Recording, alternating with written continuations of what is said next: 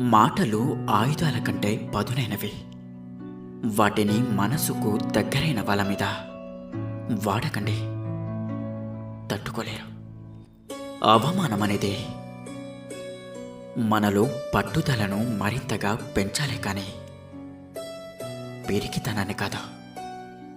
జీవితం మరింత కష్టంగా మారినప్పుడు మీరు మరింత బలంగా మారాలి.